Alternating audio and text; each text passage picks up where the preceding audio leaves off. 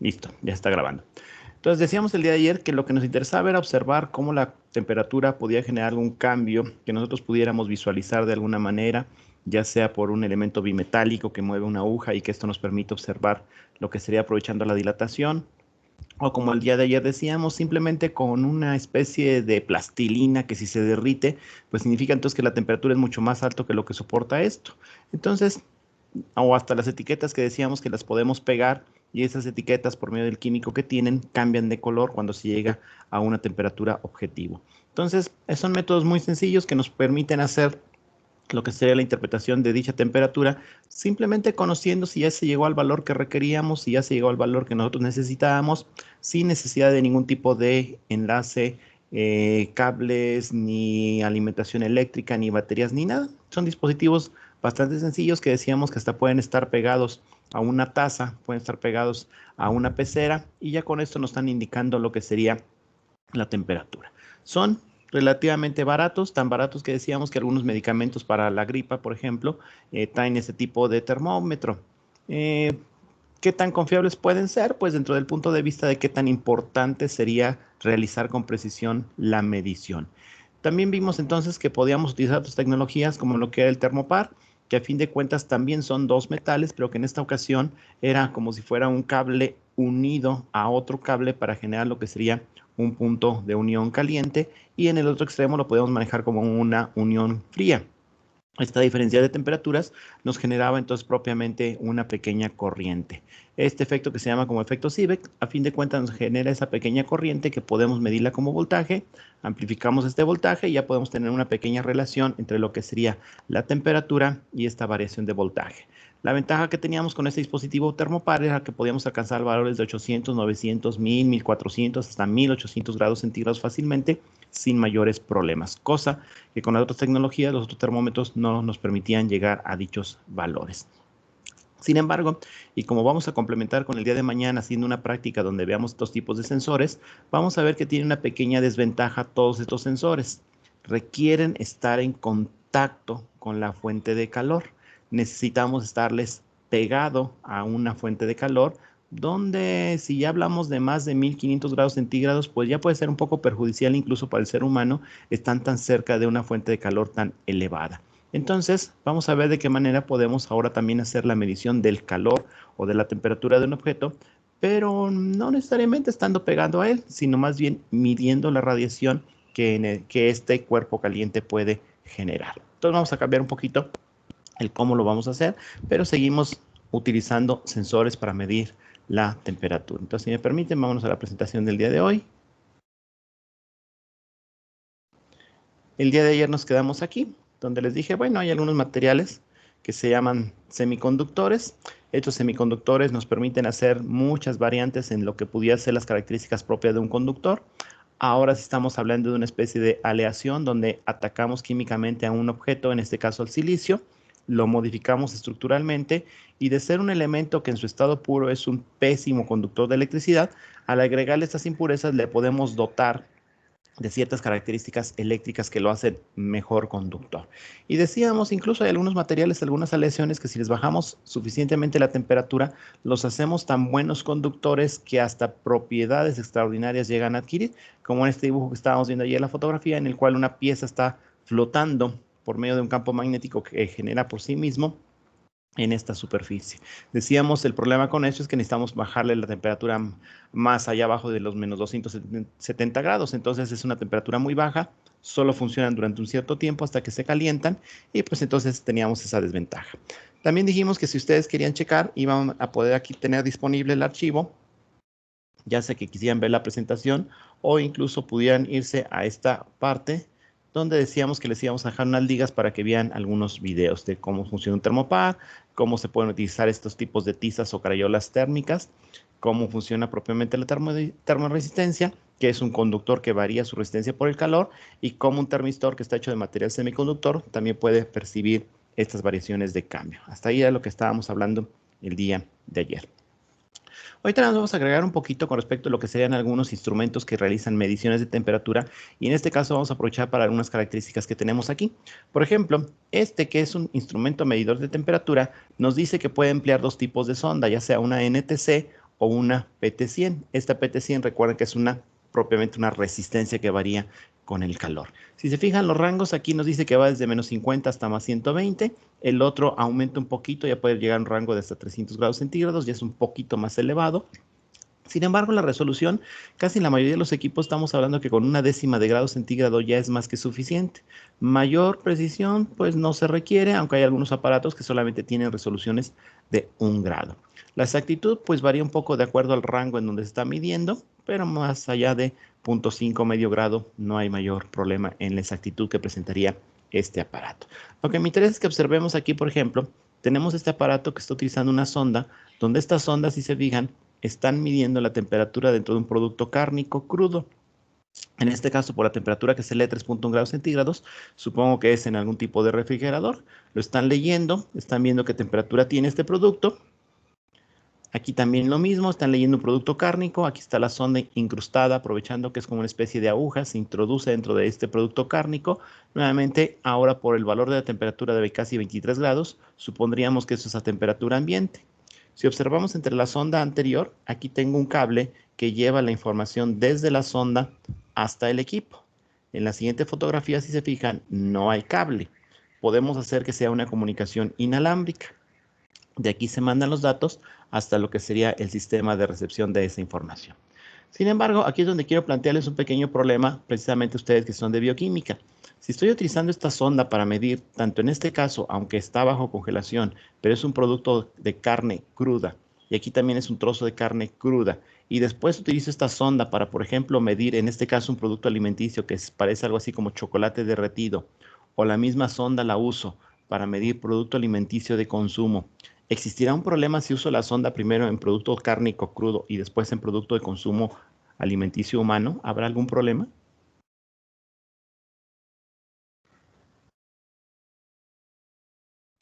Pues se infecta, ¿no? Bueno, si no ¿Cómo, lo lavamos cómo puede entonces lavarlo?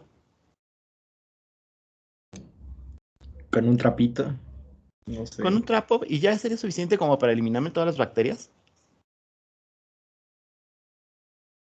Acuérdense la famosa tablita del taquero que se le limpia con un taprito y ustedes ahí vuelven a comer tacos y ahí les vuelve a cortar los tacos. ¿Creen que con el trapito se limpie suficiente?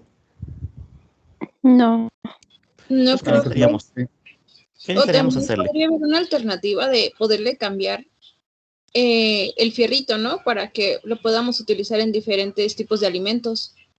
Pudiera ser estarlo cambiando, no llegaríamos al punto de vista de hacerlo desechable porque no son tan baratos como para poderla estar cambiando y cada que lo usemos la cambiáramos y la desecháramos. Sí pudiéramos utilizar uno para un producto y otro para otro producto, pero a fin de cuentas la versatilidad de esto es que lo podamos usar en algo y después en otro y después en otro y de alguna manera buscar cómo hacerle un proceso para poderlo limpiar.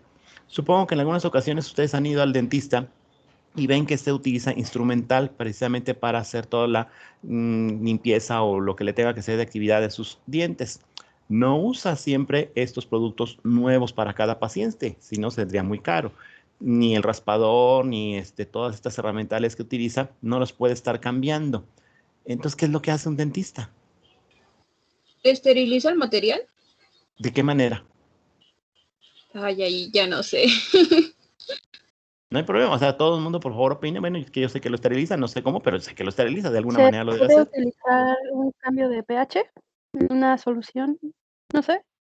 En este caso utilizan algo que se llama un autoclave o autoclen. No sé si en alguna ocasión ustedes los han llegado a ver.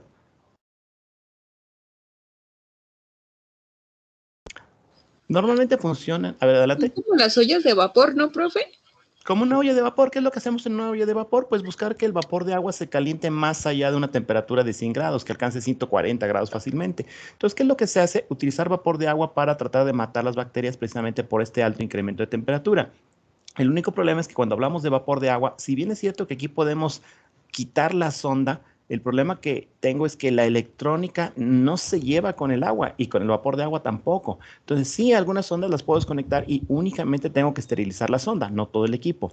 Pero también hay veces, como lo hice aquí atrás, que aquí la sonda es electrónica y le está mandando información vía radiofrecuencia acá. Entonces, aquí hay electrónica. Esto no lo puedo introducir a lo que sería un autoclave o autoclen de vapor de agua, porque la electrónica y el agua o vapor de agua no se llevan, no son compatibles. El agua entorpece o destruye los componentes electrónicos al hacerles un cortocircuito. Entonces vamos a ver que también muchos dentistas, bueno, actualmente ya no se utiliza tanto los autoclaves de vapor. Hace algunos años, no sé, a lo mejor unos 40, 50 años, nuestras abuelitas incluso esterilizaban las agujas de las jeringas poniéndolas a hervir. Es decir, las agujas no eran desechables como actualmente puede ser. Incluso ahora hasta las jeringas son descartables. Cada que quieren ustedes inyectarse, compran una jeringa, viene con su propia aguja y todo es completamente descartable. Aunque la jeringa pudiera ser recuperable, pero aún así todo se descarta por ser de plástico y más o menos barato. Anteriormente no, las jeringas eran de vidrio, casi la misma jeringa que tenía tu abuelita era la que había tenido tu bisabuelita y la que iba a heredar tu mamá. Entonces esa jeringa se utilizaba para toda la familia, la misma jeringa, la misma aguja, y lo que hacían pues era ponerlos en agua a hervir para desinfectarlo. Actualmente entonces podemos hacerlo de otra manera y es utilizando también, por ejemplo, radiación ultravioleta. La radiación ultravioleta no me va a destruir a la electrónica, no la va a hacer cortocircuito. Entonces, otra de las formas en que podemos esterilizar aquí es por medio de la radiación ultravioleta. Si bien es cierto que la radiación ultravioleta no mata las bacterias, solamente las inhibe para que no puedan seguir reproduciéndose, pues a fin de cuentas podemos entonces minimizar el efecto de contaminación. Dicho de otra manera, cuando ustedes utilizan mucho lo que serían instrumentos para medir productos de consumo, obviamente ustedes exigen mucho la asepsia. En esos alimentos debe estar muy bien limpio todo lo que tenga que tener contacto con los alimentos. Sí, es cierto. Esto no pudiera ser, por ejemplo, de plomo o de hierro. No lo puedo meter dentro de un alimento porque contamino al alimento. Pero también es cierto lo opuesto. No solamente el instrumento o la electrónica no debe de afectar al alimento, sino que el alimento también no me debe de afectar a la electrónica. Esto lo menciono porque en algunas ocasiones puede haber un elemento, no sé, un tipo clara de huevo, que si se fijan la clara de huevo cuando se empieza a enfriar o cuando pasa un tiempo, se empieza a cristalizar y hace una especie de pegamento. Entonces, si esto lo metemos en un producto, no le hacemos la adecuada limpieza o tiene algún orificio, perforación donde se introducen estos alimentos que pueden tener un cierto, como si fueran pegajosos, gelatinas, geles, mermeladas o esto, pueden dejar estropeada el instrumento. Entonces aquí es un compromiso entre que el instrumento no afecte el alimento, pero también hay que observar que el alimento no afecte propiamente a qué lo está midiendo. De alguna forma habría que limpiarlo. Aquí observamos que, bueno, se está introduciendo completamente dentro de un chocolate para medir su temperatura. Estamos hablando de casi 40 grados centígrados. Y acá estamos hablando de que está midiendo la temperatura del alimento. Si se fijan, casi 70 grados centígrados aquí. Por eso cuando decíamos que la abuelita cuando nos daba un caldo de pollo, pues fácilmente ese caldo de pollo está en 60, 65, hasta 70 grados posibles. Y es por eso que nos podemos llegar a quemar. Esto es cuando hablamos, obviamente, de alimentos para el consumo humano. Acá tenemos otro instrumento que también ahora utiliza una sonda tipo K, es decir, un termopar. El termopar estaría aquí adentro de esta aguja. No tiene la posibilidad de quitarse, pero a fin de cuentas aquí no vamos a buscar una asepsia, no estamos buscando que sea inerte ante los alimentos, sino que aquí simplemente, por ejemplo, lo están utilizando para medir la temperatura de un aire acondicionado. La temperatura ambiente, aquí la marca de 23.8 y a la salida del aire acondicionado de 18.4, entonces quiere decir que está enfriando dicho aire. Nos maneja rango de medición igual, menos 50, pero que ahora llega hasta 350 positivo y en algunos instantes breves puede llegar a medir hasta los 500 grados centígrados, lo cual ya es una temperatura bastante considerable. Nuevamente la resolución de 0.1 y pues es más o menos muy parecido a los aparatos anteriores. Mañana también vamos a hablar de algunas formas de medición de temperatura, donde les voy a mostrar pues componentes ya que son muy fáciles de conseguir para que ustedes no solamente puedan medir la temperatura, sino incluso controlar la temperatura de algún proceso que tengamos por ahí. Mañana hablaremos de estos tipos de componentes. ¿Hasta aquí alguna duda o pregunta?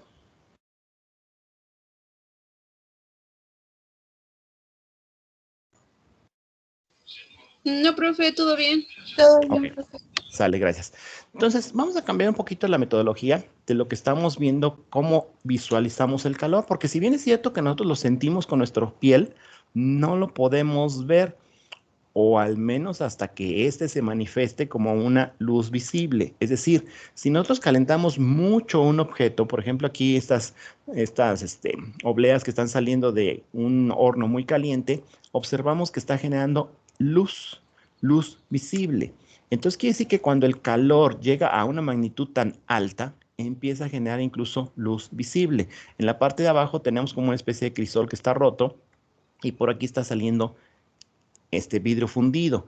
Entonces, si tiene una temperatura muy alta, sí podemos llegar a observar el calor por medio de la energía que está generando. Y podemos utilizar una cámara para medirlo. Y precisamente podemos utilizar un pirómetro. Necesito aquí me adelanté tantito. Nada más aquí como relación la temperatura de color. La temperatura de color nos dice, y a lo mejor es muy común para ustedes, si en alguna ocasión han ido a comprar focos a los centros comerciales, se van a dar cuenta que hay focos que se llaman luz fría o luz de día, y hay otros focos que se llaman de luz cálida. Los de luz cálida es una luz más o menos amarillenta que le dan una cierta calidez a la habitación donde están. Es como esto que está aquí abajo, que se ve un tanto amarillento. La luz fría es mucho más blanquecina y aquí los colores se ven mucho más puros. Sin embargo, algunas personas optan más por lo cálido en salas o en habitaciones, mientras que la luz fría o la luz de día se maneja más que nada en negocios y todo lo demás. Si observamos en las etiquetas de estos focos que vemos en los centros comerciales, van a darse cuenta que maneja la temperatura en Kelvin. Una luz de día o una luz fría es por arriba de los 5000 Kelvin, mientras que una luz cálida está por debajo de los 3000. Entonces aquí podemos observar que el color de la luz que genera un cuerpo caliente también tiene proporción con la temperatura propia que tiene. Aquí arriba nos habla precisamente de la temperatura y su color. Aquí todavía manejaban el concepto de grado Kelvin, actualmente ya no se maneja el concepto de grado, sino solamente Kelvin, y nos dice entonces cómo se estaría observando esa coloración desde un rojo amarillento hasta volverse un blanco azuloso, de acuerdo a la temperatura que tuviera ese objeto. Entonces ahorita vamos a ver que también podemos aprovechar la coloración que adquiere un cuerpo conforme se va calentando y que esta temperatura va aumentando, aumentando, aumentando, y vamos a ver cómo la podemos utilizar. Sin embargo, la voy a unir junto con otro concepto. Esta es una fotografía de lo que se conoce como las manchas solares en el Sol. ¿Alguien tiene una idea o ha visto o ha sabido de estas manchas solares en el Sol y qué son?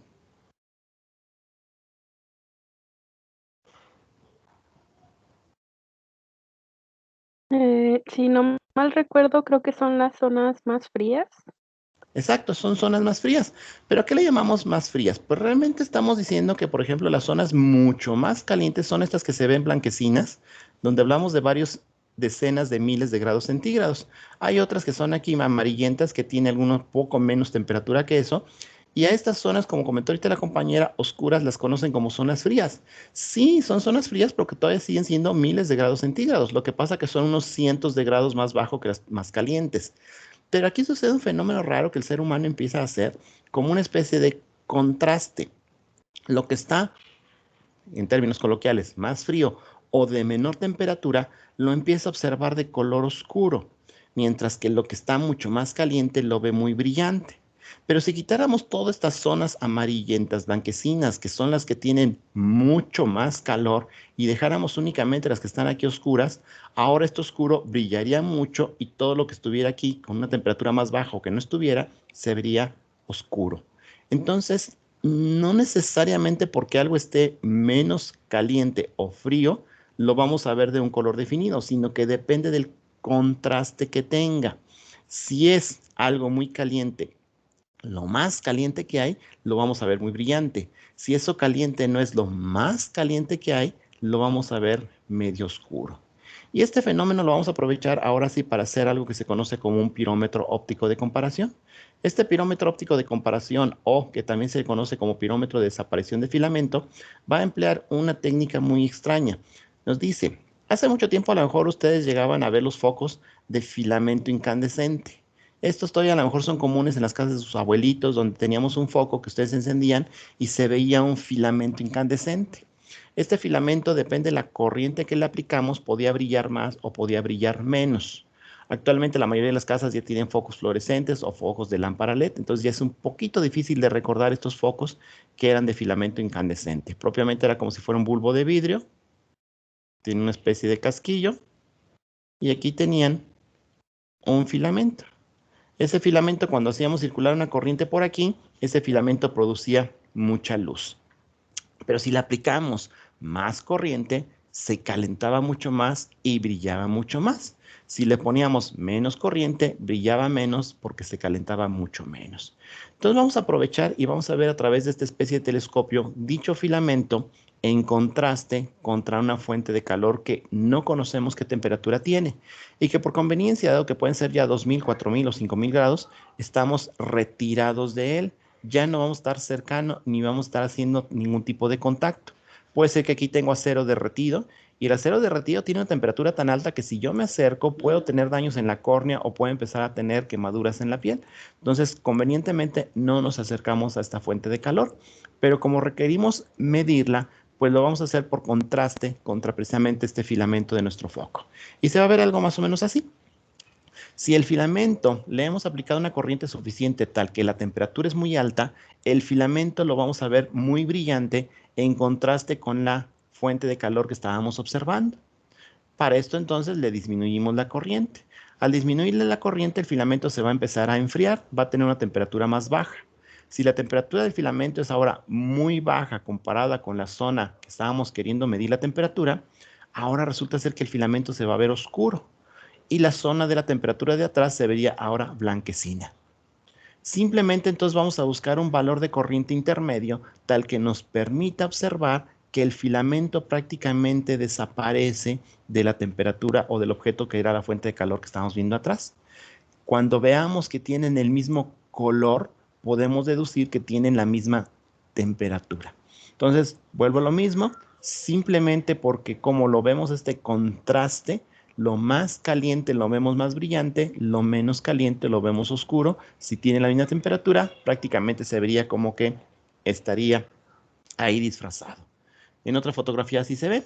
Aquí vemos nuevamente un filamento de un foco, está comparándose contra esta fuente de calor. Vemos que el filamento se ve oscuro, entonces esto significaría que la temperatura del filamento es más baja que lo que tenemos como fuente de calor.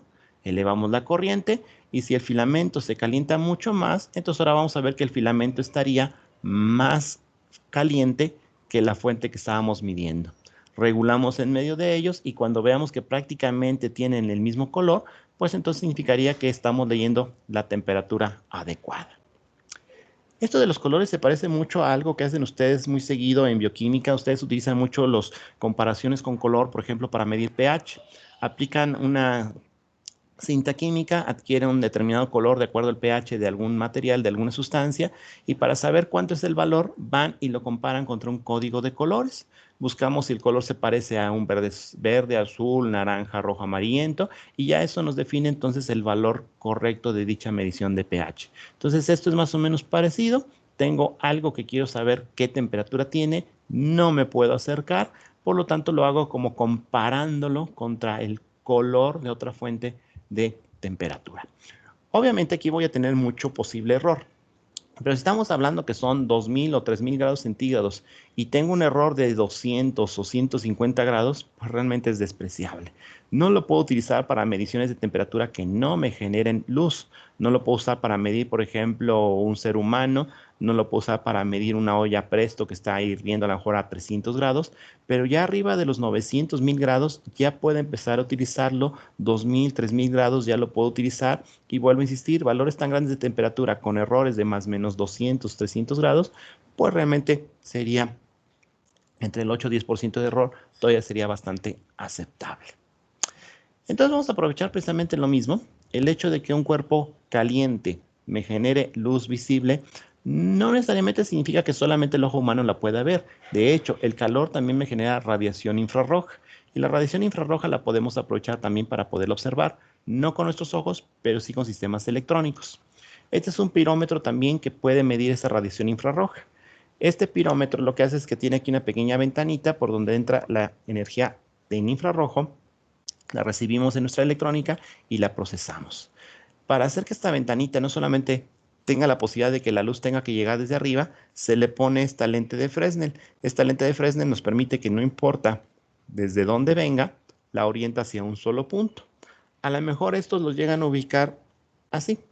No sé si alguno de ustedes reconozca alguna de estas imágenes o si los han visto en algún lugar.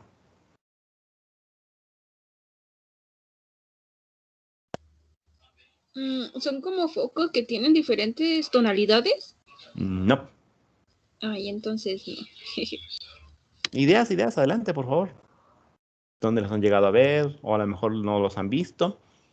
Ustedes díganme. Ay, yo no los he visto, pero parece así como algo que estaría en un hospital. Vamos a ver, a lo mejor este que está aquí a la derecha lo han llegado a ver cuando están en los bancos. En los bancos hay algo que se llama sensores de movimiento. Aquí se enciende una lucecita rojita cada que una persona se mueve. Por ejemplo, ustedes llegan al banco y los detecta y empieza a parpadear la luz roja. Se sientan, se quedan quietecitos y se apaga esa luz roja. Vuelves a mover tantito el brazo y otra vez vuelve a parpadear la luz roja. Quiere decir que está detectando el movimiento de un cuerpo caliente. Mientras que hay otros, que por ejemplo este que tengo aquí a la izquierda, abajo, se utilizan para detectar presencia de una persona. Sobre todo se utilizan para encender luces de forma automática.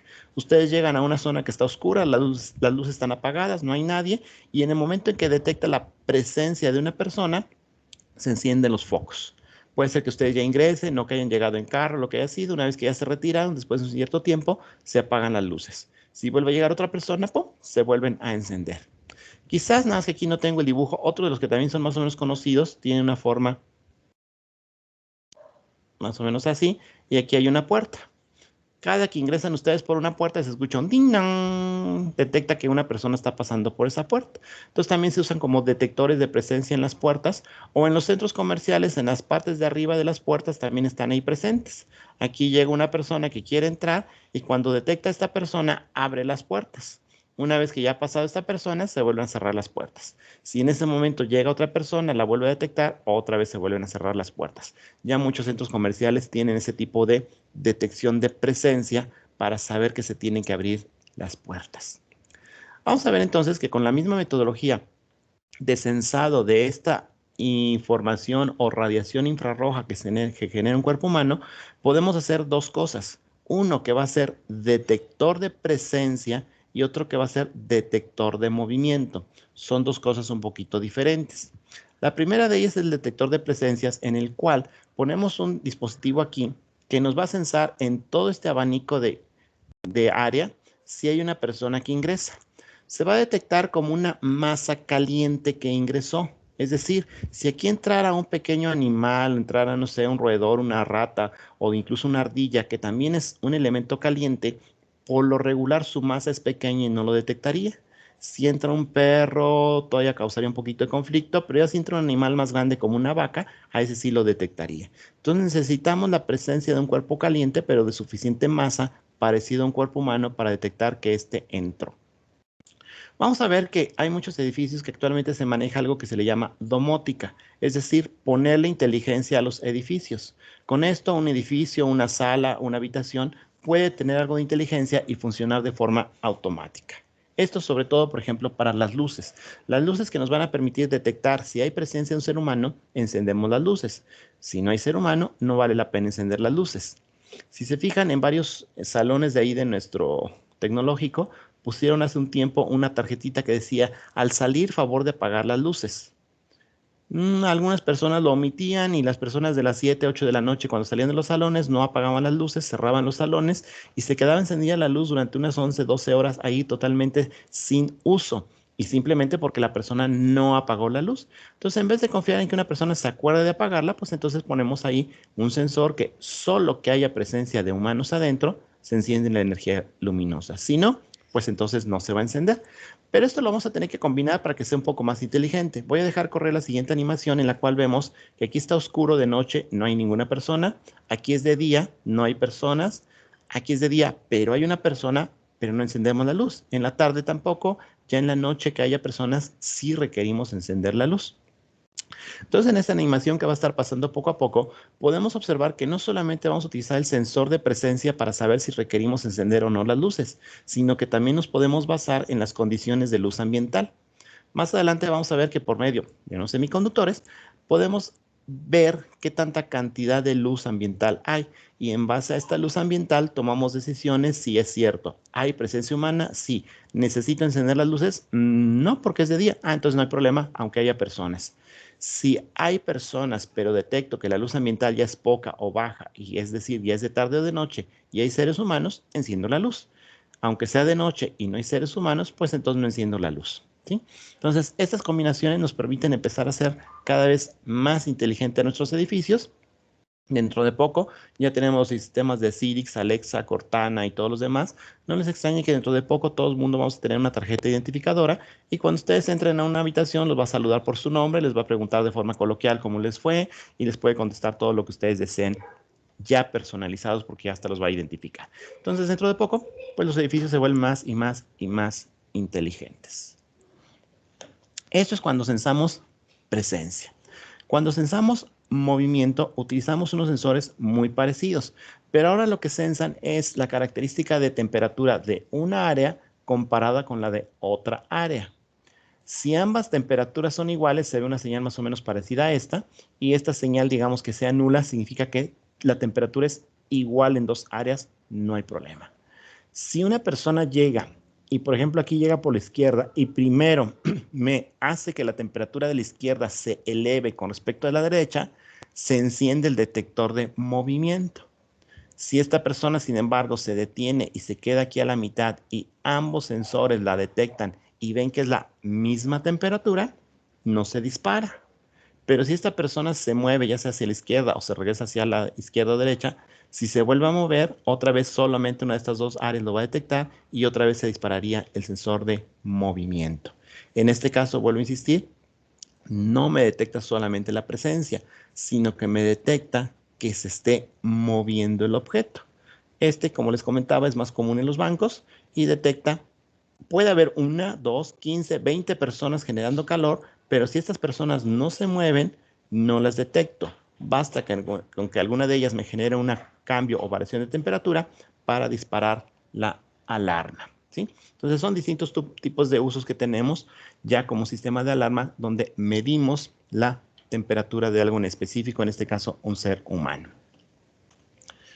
Esto después lo vemos. Tenemos aquí también entonces una pistolita que se utiliza también este pirómetro. El día de mañana en la práctica les voy a enseñar un poquito más qué significa esta simbología que tenemos aquí para entender cómo están haciendo la medición estos aparatos. Estos aparatos, a fin de cuentas, lo que hacen es, ya ahorita sumamente común, es que ponemos un cuerpo caliente y recibimos la radiación que genera ese cuerpo caliente y la informamos como si fuera una temperatura. Digo que ya son comunes porque estas pistolas son las que se han estado utilizando mucho ahora para medir la temperatura de las personas para ver si tienen fiebre o no. Vamos a ver que entonces tienen su uso que debe ser el correcto, porque a fin de cuentas sí nos da un valor de temperatura, pero es un valor de temperatura promedio de acuerdo al área que se está leyendo.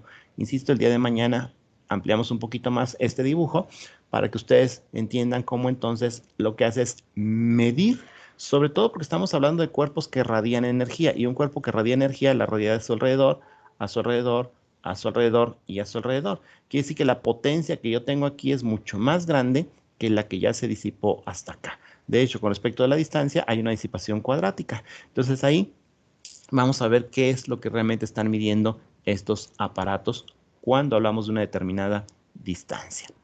Sin embargo, estos aparatos, pues a fin de cuentas, lo que nos dan de información es un valor único de temperatura, un solo punto de medición. En un momento dado podíamos haber puesto varias y podíamos aquí un valor, otro valor, otro valor, otro valor, otro valor, otro, muchos valores, pero muchos valores serían difíciles de interpretar para un ser humano. Si le presentamos una lista de valores a un ser humano y le preguntamos cuál es la más grande, cuántos son del mismo valor, cuál es el valor más pequeño, no lo puede hacer muy fácilmente un ser humano. Un ser humano no está acostumbrado a ver muchos números, pero sí está acostumbrado a ver patrones. Entonces, si en vez de ponerle una lista o una matriz de muchos puntos con información numérica, esos valores los transformo a un color, les sería más fácil de interpretar. Y eso es precisamente lo que hacen nuestras pistolas térmicas. Esta cámara térmica lo que hace es que convierte un valor de temperatura a algo que conocemos como color falso. El color falso se asocia al hecho de que, por ejemplo, desde que somos niños nos dicen, mira, el agua fría es la que tiene color azul, el agua caliente es la de color rojo. Ok, y así los distinguimos desde entonces. Lo caliente es rojo, lo frío es azul. Entonces aquí lo que se hace es que cada uno de los datos de temperatura se transforman a colores. También mañana vamos a ver imágenes termográficas para ver que lo más oscuro significa frío o temperaturas bajas y lo más brillante sería la temperatura más alta que podemos llegar a tener. Mañana hacemos también unas imágenes termográficas para que observemos cómo se comportan, qué características tienen y qué desventajas llegan a tener estas cámaras termográficas. Esta imagen termográfica, por ejemplo, se verían así. Vamos a ver que la imagen termográfica me puede dar más información que lo que nuestros ojos pudieran llegar a ver. Por ejemplo, aquí tenemos una imagen en la cual, si se fijan aquí abajo del balcón, no se ve absolutamente nada en el ámbito visible. Pero en cualquier otra de las imágenes termográficas que están procesadas por color, pueden observar que aquí hay una zona caliente. Una zona caliente que a lo mejor acá nos observa porque no la podemos ver a través de los ladrillos, a través de la pintura. Pudiera ser que ahí hay un transformador, que ahí hay una salida de un horno, algo que está caliente y no lo observamos. Pero en radiación infrarroja fácilmente se puede distinguir en cada una de estas fotografías. También se distingue un poco la temperatura distinta de un balcón con respecto al otro. Aquí prácticamente las dos puertas no se distingue nada. Entonces la información termográfica nos va a ayudar para encontrar datos que de otra manera a lo mejor no los pudiéramos detectar. Como en este caso, este es un piso que se usa mucho en Estados Unidos, un piso que se utiliza para el control de la temperatura, donde si es una zona muy fría, bueno, se mete una tubería escondida por abajo del suelo, a esta se le pone un líquido caliente o un líquido frío para refrigerar en algún momento dado de acuerdo a lo que se requiera. Si viéramos la fotografía visible, pues se vería un piso normal. Sin embargo, por debajo está esta tubería que nos dice cómo está circulando o por dónde estaría circulando la fuente de calor. Entonces podemos observar cosas que normalmente nuestros ojos no verían. Aquí tenemos unos cables conectados, como se ven visiblemente. Aparentemente todo está correcto, pero si lo vemos termográficamente, vamos a ver que esta terminal está muy caliente. A lo mejor esa tuerca no está bien atornillada y esto me está generando disturbios o cortocircuitos y por eso se calienta mucho. Acá también tengo 3 relevadores, donde el único que está bien es este. Estos 2 ya están mal. Aquí se observa cómo están calentando demasiado. Entonces también hay que corregir ese problema. Acá abajo tengo un motor, donde aquí se observa nuevamente lo que serían las pérdidas por fricción que se pueden llegar a tener en este tipo de motor. Entonces, las imágenes termográficas nos sirven mucho porque podemos observar características que nuestros ojos no pueden ver a simple vista. Aquí tenemos el caso de un carro. A lo mejor este carro tiene una fuga de aceite. Aquí abajo se ve todo esto que ha derramado, que ha tirado.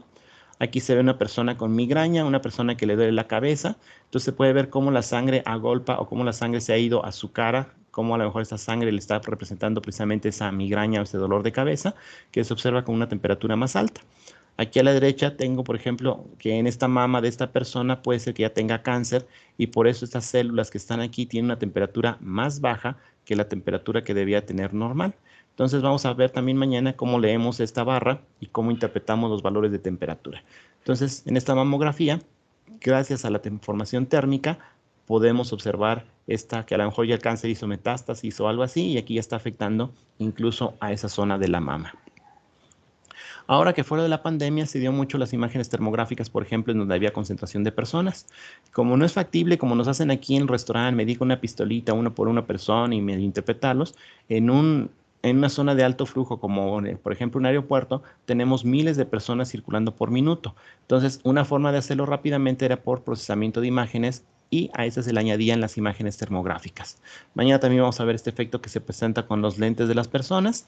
Y vamos a ver entonces que aquí se puede hacer la lectura rápida de las informaciones de las temperaturas de las personas. Aunque usen cubrebocas, aunque usen lentes, no importa.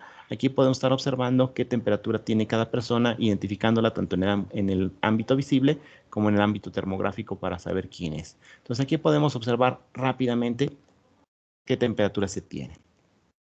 Finalmente, estos son dispositivos que ahora ya se pueden conseguir y se le pueden poner a un celular. Estos dos que estoy poniendo aquí abajo andan alrededor de 4 a 6 mil pesos.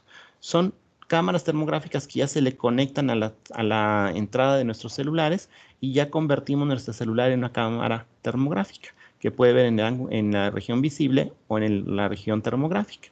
Ya si los conectamos o los enlazamos a los smartwatch, pues entonces hasta en el smartwatch podría estar viendo una cámara de visión termográfica.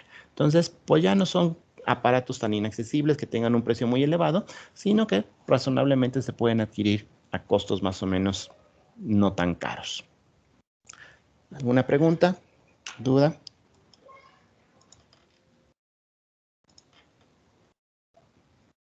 No, profe. No, profe. ¿Nada? ¿Nada?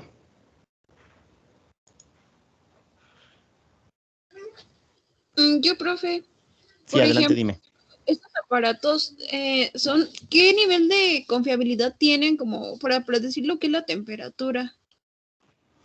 Vamos a ver mañana, si me acompañan en la práctica de laboratorio, mañana precisamente les voy a enseñar cómo esta pistola termográfica lee y vamos a ver que puede incurrir en errores si no sabemos cómo se comporta el calor. No me quiero adelantar, sino hasta mañana se los muestro de qué sucede, no porque el equipo falle, sino porque estamos haciendo una condición errónea. Mañana te la puedo mostrar más fácilmente y que alguna persona puede decir, es que yo quiero observar el calor. Sí, pero el calor tiene un comportamiento similar al de una imagen. Por adelantarte un poquito, imagínate qué pasaría si yo no estoy midiendo el calor de una persona, sino que yo mido o quiero medir el calor de la imagen de una persona reflejada en un espejo, por ejemplo. Visualmente puedes ver a la persona en el espejo. ¿Y qué pasaría con su calor? ¿También se reflejaría en el espejo o no?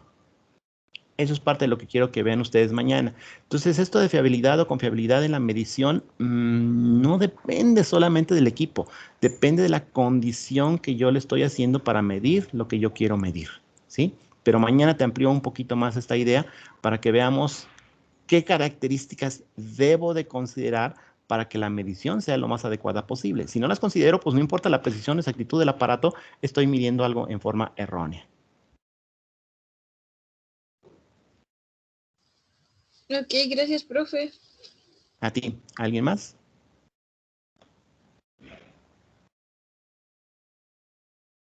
Termino grabación.